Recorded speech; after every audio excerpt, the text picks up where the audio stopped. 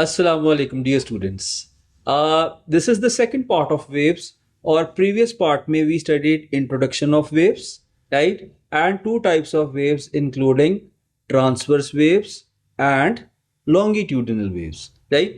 हमने कहा था कि ट्रांसवर्स वेव में पार्टिकल ऑफ मीडियम जो है वो perpendicular to the wave motion move करते हैं और लॉन्गिट्यूडनल वेव्स में particles vibrate parallel to the direction of wave motion, right. हमने वेव को एक और तरह से भी कैटेगराइज किया था, मैकेनिकल वेव्स और electromagnetic waves, right.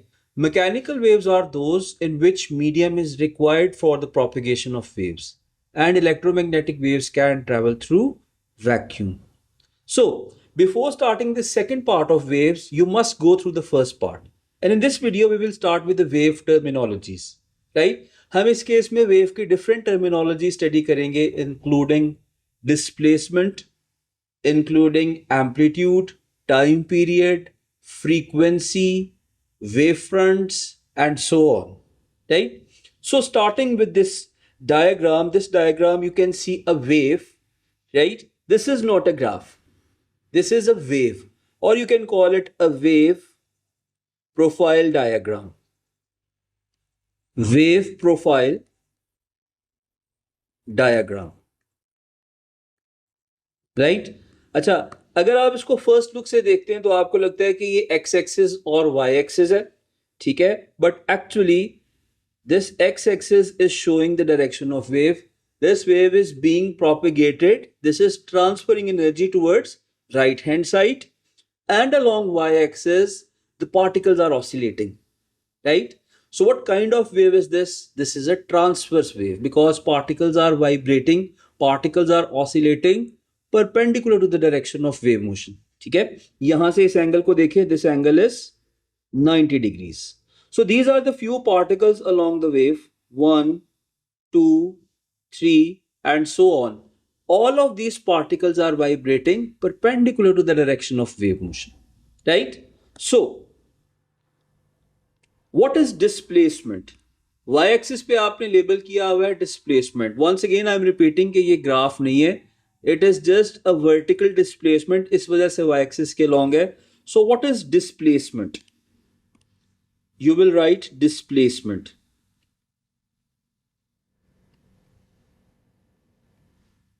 Displacement is generally represented by symbol D or symbol X, right? So displacement of any point along the wave is shortest distance from the mean position from the reference position. So basically this is the mean position of wave. ठीक है, let's assume there is a certain point, let's call this point X. What is the displacement of this point X from the mean position? ठीक है, अच्छा, इसकी displacement is the shortest distance. This is the distance. ठीक है, और याद रखेंगे जो shortest distance होता है ये हमेशा perpendicular distance होता है. For example, ये एक line है और एक ये point है. What is the shortest distance between this line and this point? For that you will have to draw this perpendicular line, ना? ठीक है, so displacement is shortest distance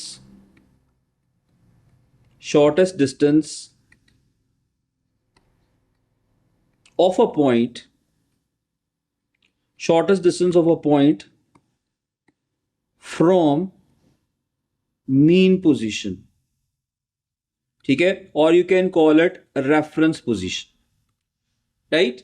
So displacement could be positive and displacement could be negative. जो points mean position से ऊपर है उनकी displacement positive है और जो points mean position से नीचे हैं उनकी displacements negative है. And displacement is measured in SI unit. So the SI unit of length is meters. ठीक है, SI unit meters है. Displacement के question centimeters में भी आएंगे, डिस्प्लेसमेंट के क्वेश्चंस मिलीमीटर में भी आ सकते हैं, right? So all points above mean position have positive displacement and below mean position displacement is negative. Why? Because displacement is a vector quantity, right? What is the displacement of this orange point? जी, The displacement of this point is 0. Why? Because this point itself is lying along the mean position, right? और याद रखिएगा कि हर point पर particles oscillate किए जाते हैं तो उनकी डिस्प्लेसमेंट जो है वो वेरी करेगी, right? So the next terminology is amplitude. जी बच्चों, what is amplitude? Amplitude is once again a displacement but a maximum displacement, right? आप लोग लिखेंगे amplitude is maximum displacement. Amplitude is maximum displacement from mean position, right?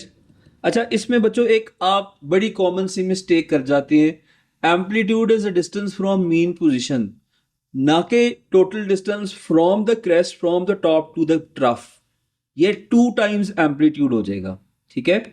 So amplitude को refer करने के लिए मैं ये मैक्सिमम डिस्प्लेसमेंट वाली लाइन ड्रॉ कर रहा हूं, ठीक है? From crest to the mean position. So this distance A would be referred as amplitude of waves, ठीक है? So once again amplitude is measured in units of length and the unit of length is metres. अच्छा, what is negative amplitude? Negative amplitude नहीं होता, amplitude is just amplitude. It can be maximum positive displacement और it can be maximum negative displacement. तो maximum negative displacement किस point की होगी? The point which is lying below the mean position. This is also amplitude, right? So what type of wave it is in which particles are oscillating perpendicular to the direction of wave motion? आपके सामने जो wave profile बनी हुई है, for the time being this wave is a transverse wave, ठीक है? तो transverse wave में आपको particles का amplitude देखने के लिए reference point से ऊपर या reference point से नीचे का distance देखना पड़ रहा है ना? So what about displacement and amplitude for the longitudinal waves, जिस केस में पार्टिकल साइडवेज ऑसिलेट कर रहे हैं? So जरा ध्यान से सुने. नंबर 1, उसका वेव प्रोफाइल ऐसा नहीं होगा, डिफरेंट होगा. हम आगे जाके लॉन्गिट्यूडनल वेव्स पढ़ेंगे, साउंड वेव्स पढ़ेंगे, उसका वेव प्रोफाइल को बहुत डिटेल में हमने एक पूरी क्लास में कवर करना है, ठीक है? लेकिन that would be a maximum displacement either towards right और towards left from the mean position, ठीक है? सो इट्स वेरी क्लियर कि ट्रांसवर्स वेव में आपको एम्पलीट्यूड के लिए या डिस्प्लेसमेंट के लिए टॉप या बॉटम साइड पर जाना है from the mean position, right? And for longitudinal waves you have to go sideways, right? Okay, moving on to the next term. Next term से मूव करने के पहले मैं आपको एक और वेव दिखाता हूं, ठीक है? जिसके अंदर वेव प्रोड्यूस हो रही. So this is another diagram जिसके अंदर एक वेव प्रोड्यूस हो रही है, बल्कि number of continuous waves produce हो रही हैं. Why?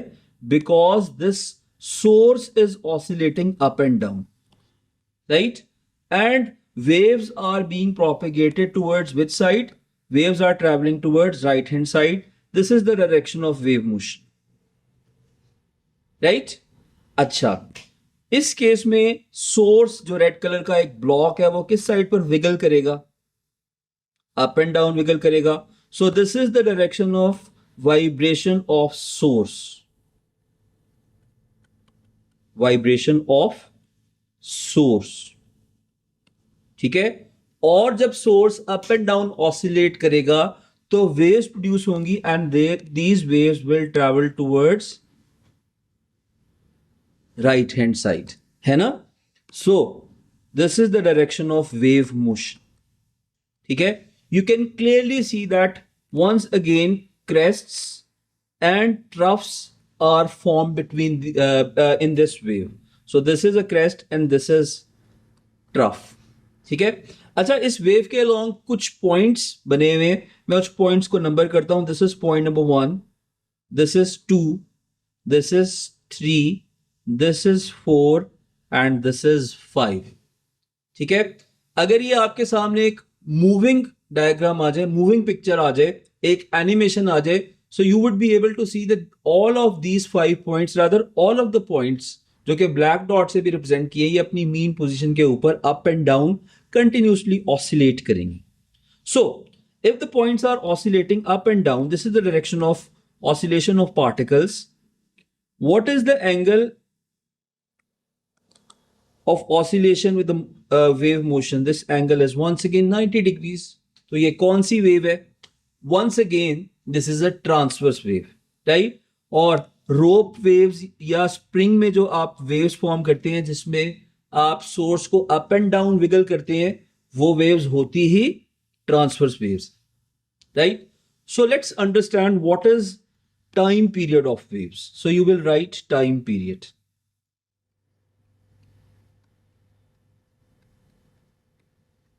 So my dear students, हमने टाइम पीरियड को डिफरेंट एंगल से स्टडी करना है. ठीक है, मैं आपको एक या दो या तीन से ज्यादा तरीकों से एक्सप्लेन करूंगा. इनफैक्ट मैं आपको 4 डिफरेंट वेज में एक्सप्लेन करूंगा what is the time period of wave, right? Okay, let's assume कि सोर्स की ये वाली पोजीशन, ये ग्रीन वाला डॉट जो है ये मीन पोजीशन. ठीक है, जब सोर्स ऑसिलेट करेगा तो सोर्स अपनी मीन पोजीशन से टॉप पे जाएगा और सबसे मीन पोजीशन पर दोबारा आएगा. ठीक है, और फिर नीचे आएगा और फिर मीन पोजीशन पर दोबारा आएगा. सो बेसिकली मीन से एक बारी ऊपर और मीन पर, और मीन से एक बारी नीचे और दोबारा मीन पे. This constitutes one cycle of the source. ठीक है, अगर आप रोप को विगल कर रहे हैं, this is the mean position, this pen is a mean position. ये अपवर्ड विगल किया, मीन पर आए, और डाउनवर्ड विगल किया और मीन पे आए. What happened during this time? इस टाइम में काफी कुछ हुआ है. Number one oscillation of source is completed. ठीक है. नंबर 2, इस टाइम में आपने एक वेव प्रोड्यूस की है. अपवर्ड विगल और डाउनवर्ड विगल करने से एक साइन वेव, पूरी की पूरी वेव प्रोड्यूस की है. अगर आप इसको फिजिकली एक रोप को टाई कर दें वॉल के साथ और आप उसको विगल करना स्टार्ट करें, एक अपवर्ड विगल से हाफ वेव प्रोड्यूस होगी और एक अपवर्ड और एक डाउनवर्ड कंटिन्यूस विगल से एक कंप्लीट वेव प्रोड्यूस हो जाएगी, right? So number one oscillation या one vibration of the source is completed, right? One wave is produced during this time, and during this time, what happened is each particle along the wave has completed one swing. Source ने भी उसी time में complete की, that time is referred as time period. और हर particle along the wave ने same time लिया to cover upward and downward motion to cover one complete cycle, or you call it one complete oscillation, right? और इसमें एक और इसका point of view भी है.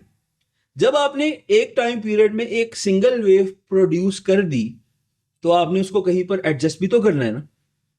कहां पर एडजस्ट करेंगे? उसके लिए जगह बनानी पड़ेगी, राइट? फॉर एग्जाम्पल, एक बेंच है 3 लोगों के लिए, स्कूल में एक बेंच है 3 लोगों के लिए.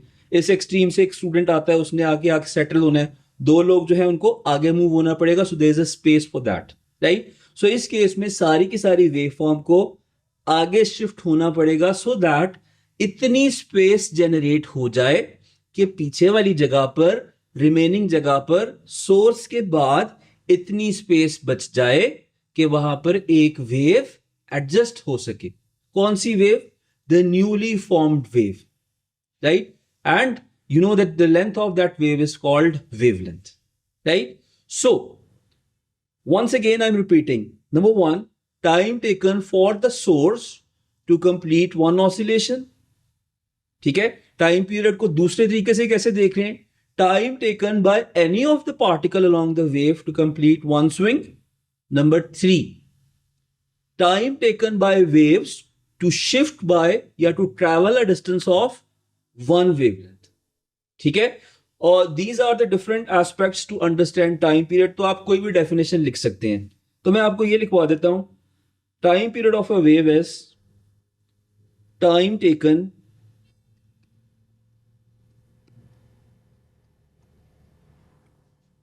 by waves to travel a distance equal to one wavelength. Right. एक और पॉइंट ऑफ व्यू भी है इसको अंडरस्टैंड करने का, वो भी लिख लेते हैं। Time taken bye a particle, time taken bye a particle along a wave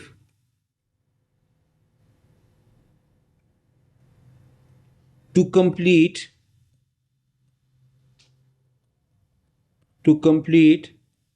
one oscillation, to complete one oscillation. ठीक है। So time taken by source to complete one oscillation, time taken by any point to complete one oscillation, ठीक है, time taken by the source to produce one wave, and time taken by waves to travel a distance of one wavelength. These are four different aspects of defining time period, and time period is represented by symbol capital T. ठीक है। What will be the SI unit? Because it is a time, definitely it would be measured in seconds. The SI unit of time is seconds. Second is represented by a small s. So the next term that we will discuss is frequency. So you will write frequency. ठीक है। Now what is frequency? बच्चों आप लोगों को frequency का already पता है। For example जब आप सुबह स्कूल जाते हैं अपनी कार्स में, या आप जब शाम को ड्राइव पे निकलते हैं, तो आप रेडियो ट्यून इन करते हैं and you get to hear FM 106.2 just music, right. So what is that FM 106.2? That is basically the carrier frequency 106.2 megahertz, right. So basically वो चैनल जो है आपको 106.2 मेगाहर्ट्ज ऑफ रेडियो वेव्स पे जो है वो रिसीव होगा, ट्यून इन होगा, ठीक है। So what is the frequency? Frequency को भी अंडरस्टैंड करने के लिए एक से ज्यादा एस्पेक्ट्स हैं, ठीक है। Frequency can be number of waves produced in 1 second, या number of waves passing from a fix point per second, ठीक है। अच्छा, लेट सपोज 1 सेकेंड में 4 वेव्स प्रोड्यूस हुई हैं, तो पहले वाली 4 वेव्स को आगे शिफ्ट होना पड़ेगा ताकि 4 न्यू वेव्स एडजस्ट हो सके, ठीक है। सो आप फ्रीक्वेंसी की डेफिनेशन लिखेंगे। Frequency is number of waves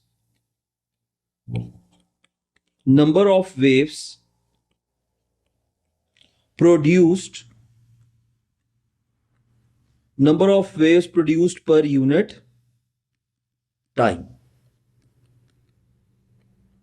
number of waves produced per unit time, ठीक है। अब जरा इसका इंटर रिलेशनशिप देखें टाइम पीरियड के साथ। मैं यहाँ पे एक छोटा सा टेबल फॉर्म कर रहा हूं जिसमें एक कॉलम में टाइम पीरियड लिख रहा हूं इन सेकेंड्स, और फ्रीक्वेंसी लिख रहा हूं हर्ट्ज में, because frequency is measured in hertz, ठीक है, represented by symbol capital H and small z. So if the time period of waves is 1 second, ठीक है, इसका मतलब है one wave is produced in how much time? 1 second, right? So how many waves will be produced in 1 second? तो इसका मतलब है एक वेव ही पास होगी या प्रोड्यूस होगी 1 सेकेंड में, ठीक है। If the time period of waves is 0.2 seconds, इसका मतलब ये है कि 1 wave is produced in 0.2 seconds, ठीक है। तो 1 सेकेंड में कितनी आइडेंटिकल वेव्स प्रोड्यूस हो जाएंगी? 0.4 सेकेंड में 2 वेव्स, 0.6 सेकेंड में 3, 0.8 सेकेंड में 4, और 1.0 सेकेंड में 5 कंप्लीट वेव्स प्रोड्यूस हो जाएंगी। सो 5 is the value of frequency, ठीक है। Similarly if the time period is 0.1 seconds, the value of frequency would be 10 hertz, right? So what is the formula of frequency? Frequency is equal to 1 divided by time period, ठीक है। frequency is equal to 1 divided by time period. अगर आप कोई भी value इस formula में substitute करके check भी कर सकते हैं। फॉर एग्जांपल आप लिखेंगे, इस वैल्यू को आपने सब्स्टिट्यूट करना है, आप लिखेंगे frequency is equal to 1 divided by 0.2। You can check from your calculator, आपका आंसर 5 हर्ट्ज ही आएगा, ठीक है। And now we will understand in phase points.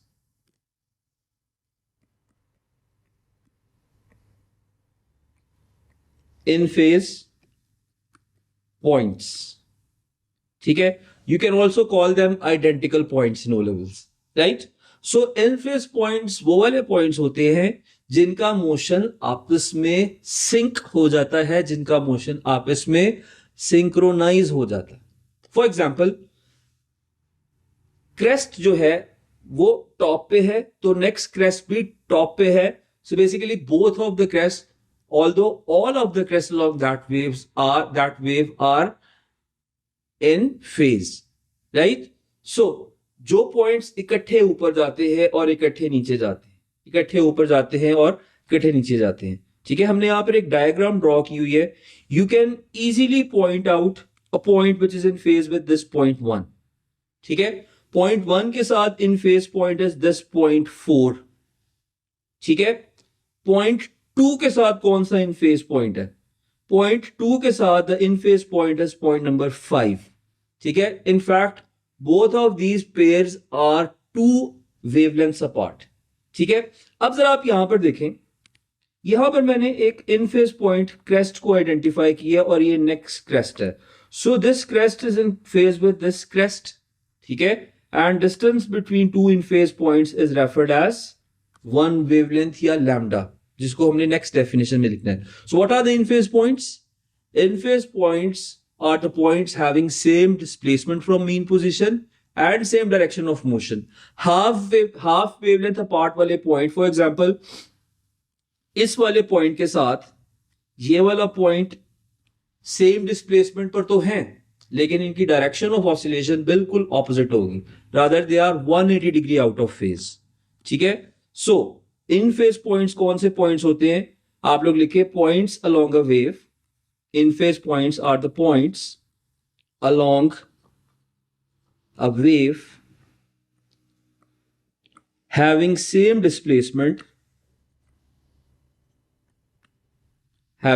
displacement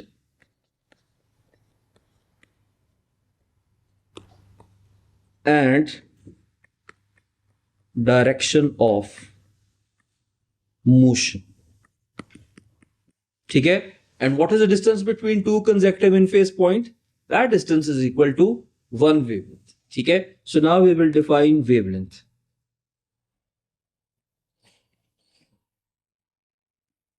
Wavelength is represented by a symbol lambda, ठीक है. So wavelength is a distance between 2 consecutive in phase points. 2 consecutive in phase points, ठीक है. Consecutive word लिखना जरूरी है, ठीक है, because आप फर्स्ट क्रेस्ट को फोर्थ क्रेस्ट के साथ कंपेयर नहीं कर सकते.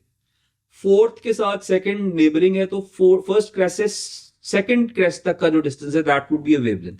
अगर ऑल्टरनेट क्रेस्ट को देखेंगे that distance will be 2 wavelengths ना, ठीक है. So it is a distance between 2 consecutive in phase point. O levels में आप कैजुअली ये भी कह सकते हैं it's a distance between 2 consecutive crests या 2 consecutive troughs, उसके भी आपको फुल मार्क्स मिलेंगे. But it is better to write is a distance between 2 consecutive in phase points, ठीक है. And because it is a length, once again it is measured in SI unit of length which is meters, ठीक है. And now we will move to the next term and that is velocity of waves. So you will write velocity of waves. Velocity is represented by symbol v. याद रखिए अगर speed of wave होगी तभी वो velocity को refer करेगा. You can say कि ये स्पीड ऑफ वेव्स भी है, at the same time it is also velocity of waves, right. Velocity की क्या रीजन है? वेलोसिटी की रीजन है समटाइम्स डायरेक्शन एसोसिएटेड होगी कि वेव्स टुवर्ड्स जा रही हैं या वेव जा रही हैं, तो वेलोसिटी को आप एज अ वेक्टर ट्रीट करेंगे. अदरवाइज स्पीड के लिए भी सेम फॉर्मूला है. And the formula for velocity of wave is v equals f lambda, right? Velocity of wave is equal to frequency multiplied by wavelength, right? Now this is a complex formula because हमें तो velocity का दूसरा formula पता है. Velocity is displacement per unit time. ठीक है? For now आप इसको लिखेंगे. The velocity is frequency multiplied by wavelength, where f is frequency. Frequency is measured in hertz and lambda is wavelength. और अभी हमने wavelength पढ़ा है. Wavelength is measured in meters. Right? So how come the formula of velocity is equal to product of frequency and wavelength? ठीक है? इसके लिए हम छोटी सी डेरिवेशन को देख लेते हैं. ठीक है? डेरिवेशन को इस टाइम पे देख लेना इस वजह से भी इंपॉर्टेंट है बिकॉज ए लेवल्स में डेरिवेशन इज पार्ट. ठीक है? तो इसको अंडरस्टैंड करेंगे ताकि आपको इसकी डेरिवेशन भी अभी से पता हो. सो इसकी डेरिवेशन देखें. What is the formula of velocity that you know? We know that velocity is equal to displacement divided by time. ठीक है? But when time is equal to capital T, मतलब जब टाइम आपका टाइम पीरियड के equal है, तो अभी top पे हमने अभी प्रीवियस जो हमने टर्मिनोलॉजीज पढ़ी है उसमें हमने कहा था time is a time taken by waves to travel a distance of, recall करें, travel distance of one wavelength. ठीक है? तो टाइम पीरियड में डिस्प्लेसमेंट कवर्ड या डिस्टेंस कवर्ड किसके इक्वल होता है? That is equal to one wavelength. ठीक है? So we can replace displacement with wavelength and we can replace time with time period. और नेक्स्ट स्टेप में आप लिखेंगे v equals displacement of lambda in how much time? In time of one time period. Right? So velocity is equal to 1 over t multiplied by lambda. Right? Now you know that 1 over t can be replaced by a single term, that is frequency of waves. Right? So velocity of wave is equal to frequency multiplied by wavelength. So this is the formula of velocity of waves. Right? What will be the SI unit? SI unit would be meters per second.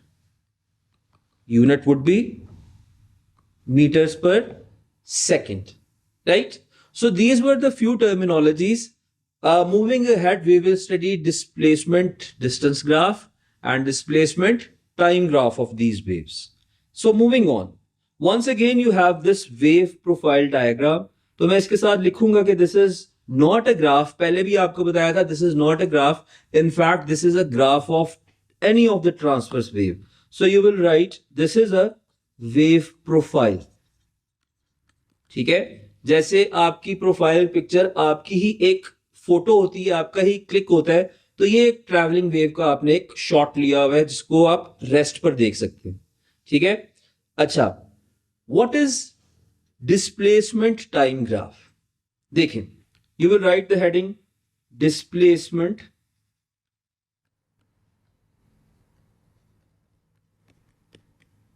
time graph. अब कौन सी displacement की बात हो रही है और कौन से टाइम की बात हो रही है? यहां पे displacement of a point that is lying along the mean position, इसकी बात हो रही है. कोई एक पॉइंट सिलेक्ट कर लें, जैसे कि मैंने ये एक हाईलाइटेड पॉइंट सिलेक्ट कर लिया. ठीक है? Over one cycle, over one time period, what will be the behaviour of this point? Because this is a transverse wave, तो ये पॉइंट अपनी मीन पोजीशन से टॉप पे जाएगा, रिटर्न करेगा और बॉटम पे जाएगा और रिटर्न करेगा, and all of the process will take place in how much time? That time is referred as time period. मैं आपको दोबारा से एक्सप्लेन कर रहा हूं कि आपने वेव प्रोफाइल को ग्राफ के साथ कंफ्यूज नहीं करना. बाय चांस वेव का profile is like a sine wave and graph is also a sine wave. So देखें, आप एक एक्सिस लेबल करेंगे, this is the Y axis of your graph and this is the x-axis of your graph. ठीक है? The quantity along y-axis is displacement measured in meters and the quantity along x-axis is time measured in seconds. ठीक है? If you talk about this highlighted point, इसकी displacement शुरू में कितनी है? It's displacement initially is 0 because it is lying at its mean position. Quarter time period में इसकी displacement maximum positive because हमने अज्यूम किया है कि इनिशियली ये ऊपर जाएगा. Then its displacement would be 0 after half time period. Then it would be maximum negative and then it will return back to its mean position. So इतने time period में, एक टाइम पीरियड में इसकी displacement की variation आपके सामने आ गई. Now you have to sketch this graph. And this graph would look something like a sine wave. ठीक है? So this is time period, this is half of a time period, we can write it as 0.5t. ठीक है? अच्छा, why this graph is a not straight line? देखिए जरा ध्यान से, जब एक पार्टिकल अपनी मीन पोजीशन से पास हो रहा था तब उसकी velocity was positive and maximum. तो इस पॉइंट पे जो ग्रेडियंट है, इस पॉइंट पे, that gradient is representing its velocity because इस पॉइंट पर राइजिंग लाइन है, इसका ग्रेडियंट पॉजिटिव होगा विच जस्टिफाइज कि ये वाली वेलोसिटी पॉजिटिव है. ठीक है? पॉइंट मीन से मैक्सिमम पोजीशन पर गया, टॉप पर गया, अब इसने टर्न करना है और वापस आना है. So what if you draw a tangent at this point? अगर आप इस पॉइंट पर टेंजेंट ड्रॉ करेंगे जब पार्टिकल मैक्सिमम डिस्प्लेसमेंट पे है, this tangent is a horizontal line और हॉरिजॉन्टल लाइन का ग्रेडियंट इज 0. ठीक है? इसका मतलब है इस पार्टिकल की वेलोसिटी 0 है. So at every turning point its velocity is 0 and then its velocity starts to increase in opposite direction. ठीक है? हाफ टाइम पीरियड के बाद particle is once again at its mean position but now it is moving downwards. That's why the gradient is negative. नीचे वाली direction में velocity का क्या sign होगा? नीचे वाली डायरेक्शन में वेलोसिटी का sign would be negative. That's why the value of its gradient is negative and the line is falling line. ठीक है? और after one cycle point initially भी अपनी mean position पर था और one time period के बाद भी अपनी mean position पर था.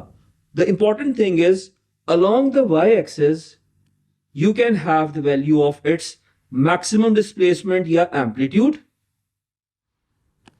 तो वाई एक्सिस का आपको ये फायदा हुआ कि वाई एक्सिस से आपको इसका एम्पलीट्यूड मिल जाएगा. And what is the benefit of x axis? X axis से आपको एक सर्टेन अमाउंट ऑफ टाइम की वैल्यू मिल जाएगी. In that time is time period. This is time period. ठीक है? So you have the value of time period. ठीक है? And once you have the value of time period, you can further calculate the value of frequency, which is equal to 1 divided by time period. ठीक है? Just before ending the class, I will tell you another graph, and that is another graph. Right? यहाँ पर मैं दोबारा से wave profile को place कर दिया और एक last graph की बारी आ गई. And that graph is displacement distance graph. ठीक है? So you will write displacement distance graph. ठीक है? पहले वाला कौन सा ग्राफ था? The first graph was displacement time graph. Now this graph is displacement distance graph. ठीक है? We will label the axis.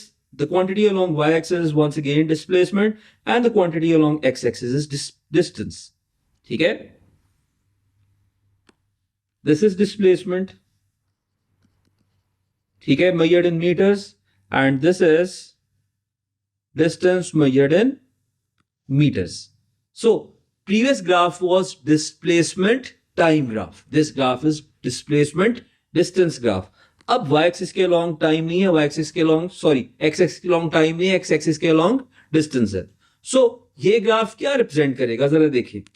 This graph will represent that if a person starts walking along this, ठीक है, और different time पर एक wave की inspection कर रहा है और आपको बताता जाएगा कि इस वेव की डिफरेंट पॉइंट्स पर क्या डिस्प्लेसमेंट है. ठीक है? जब ये पर्सन इस पॉइंट पर रीच कर जाएगा तो इसने कितना डिस्टेंस ट्रैवल कर लिया होगा? It must have travelled a distance of 1 wavelength. ठीक है? So over the 1 wavelength different points along the wave की क्या डिस्प्लेसमेंट है? जरा ध्यान से देखें. What is the displacement of this point? बताते जाएं और नीचे प्लॉट करवाते जाएं. इस पॉइंट पर डिस्प्लेसमेंट 0 है. टॉप से देखें वेव प्रोफाइल से, displacement is certain positive displacement but yet not the maximum displacement. So here is the point. इस टॉप वाले पॉइंट पर पर्सन से पूछे पर्सन डिस्प्लेसमेंट कितनी है, वो कहेगा डिस्प्लेसमेंट तो मैक्सिमम हो गई है, दैट इज द एम्पलीट्यूड. तो आप यहां पर मैक्सिमम डिस्प्लेसमेंट प्लॉट कर देंगे. ठीक है. नेक्स्ट इस पॉइंट पर डिस्प्लेसमेंट हैज स्टार्टेड रिड्यूसिंग, और इस पॉइंट पर नेक्स्ट पॉइंट पर आपकी डिस्प्लेसमेंट जो है दैट इज 0. ठीक है.